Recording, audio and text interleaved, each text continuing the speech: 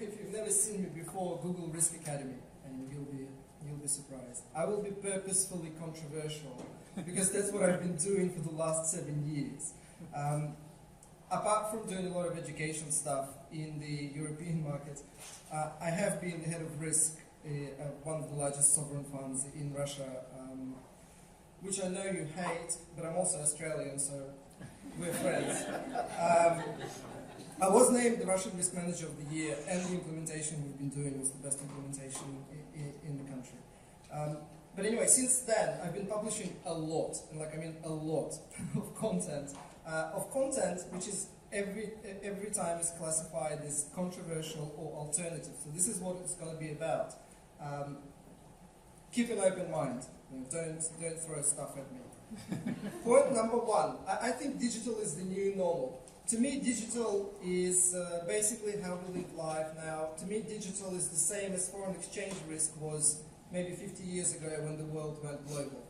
I'm sure 50 years ago we had foreign exchange risk conferences because it was such an unusual thing that you can sell overseas and you can purchase overseas and you can outsource labor to overseas. Now foreign exchange is just, it's a given. Every single company is exposed. I mean, it's a given. And the same will happen with digital, probably much quicker than we think. But interestingly, when I was thinking about this digital risk, I have this huge feeling of deja vu, which is scary because I think we're making exactly the same mistakes we've been making all these years. And in 14 years in risk, I've learned a few things and I've observed a few things which I'll very, very briefly share with you, and hopefully you will not make the same mistakes. I know you guys are good, European risk managers. Not Jean-Paul, he's good. The 14 years in risk taught me two things, and this is a very simple point. There are literally two different risk managements. One is for corporate governance purposes, and that's your board risk reporting, your 10K reports, your risk management frameworks, everything that you classify as ERM, and that's done for corporate governance. That's fine. That is primarily window dressing. None of it is real. It's the quicker you can do it, the better. There are other better ways to do risk management. And then there's risk management 2, which is how you actually use risk analysis to make decisions. And that's where all your decision science comes in, decision analysis created by 2 professors in Stanford and Harvard that have been commercialized in a wonderful book called Decision Quality by Carl Spitzer. This is how we actually use risk analysis inside the decision-making process. So before you approve a budget, you do a risk analysis. Before you calculate an NPV for an investment project, you do a risk analysis.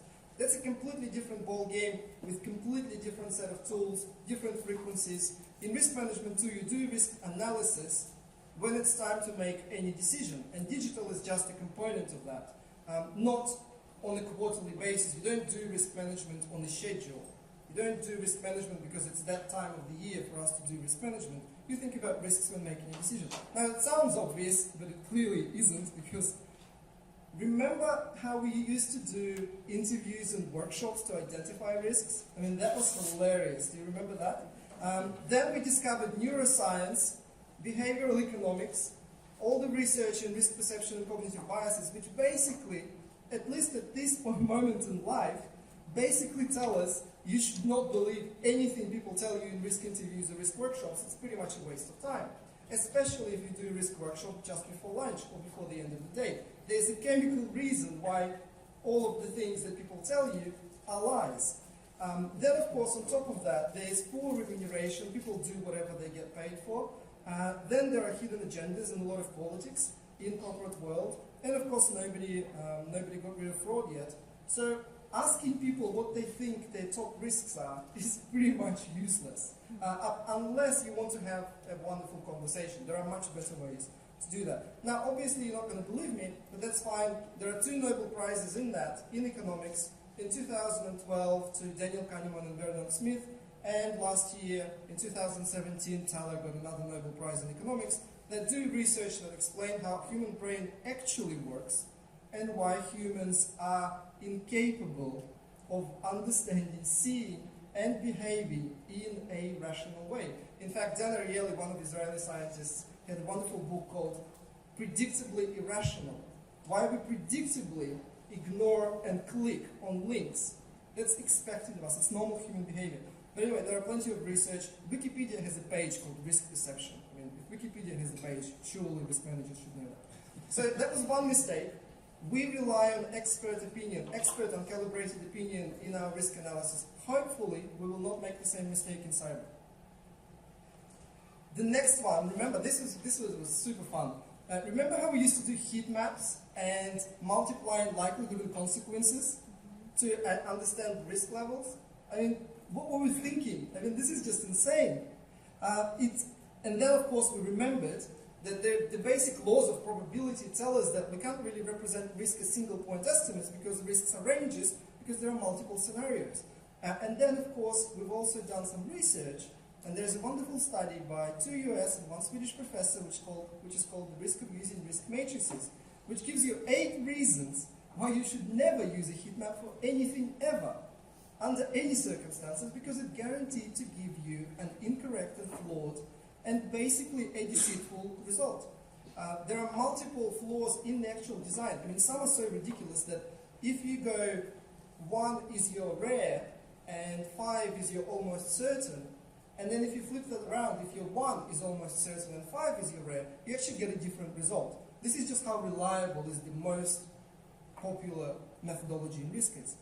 Then, of course, we started thinking, well, surely we need to be linking risks to objectives, but the heat map doesn't allow us to do that. And what about correlation between the risks? Oh, the heat map doesn't allow us to do that either.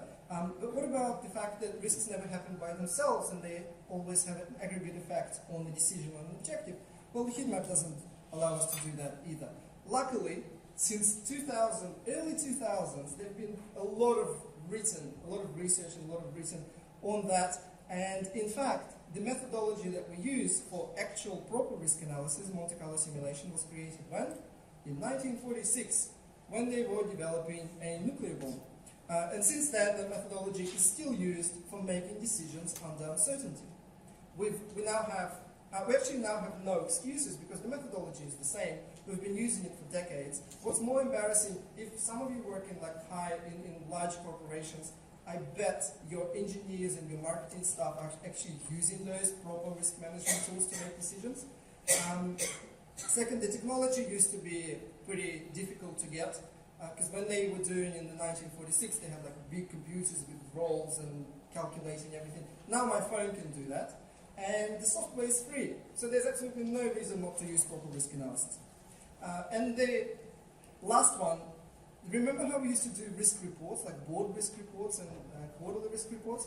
I mean, seriously, like, why? What were we thinking? I have no idea. Are we making the same mistakes again? Because clearly, it makes so much more sense to report risk information in the context of normal performance reporting. Because it makes no sense saying, we've just met our sales target and we have 3 risks that are in the red. When you can actually recalculate all your performance reporting targets with risks in mind. So this is just an example. On the left, this is how you actually report cash flow, saying the business plan is not going to stand because in 5 years we're going to go bankrupt. And there's a 40% chance happening of that. The second one is how you report NPV.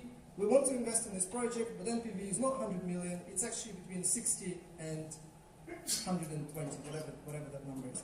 And that tornado diagram is how you actually represent a heat map.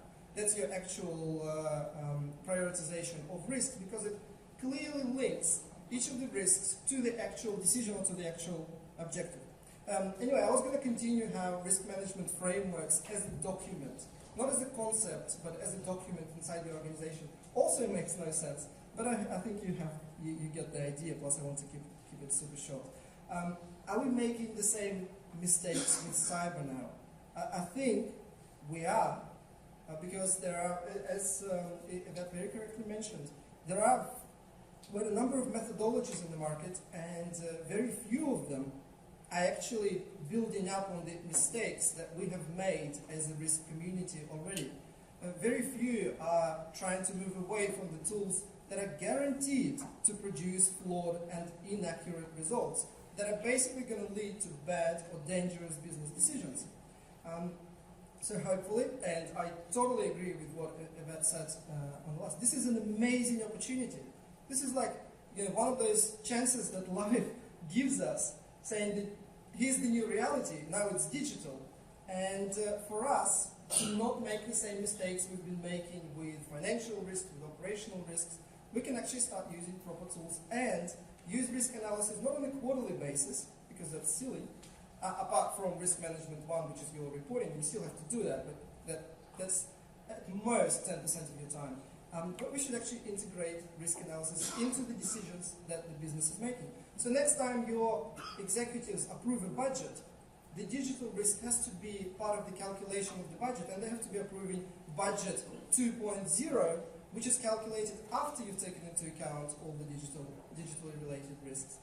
Next time they make an investment into any new technology or any new construction, or literally anything, the NPV should be calculated using a different methodology, because that's what risk management was always meant to be.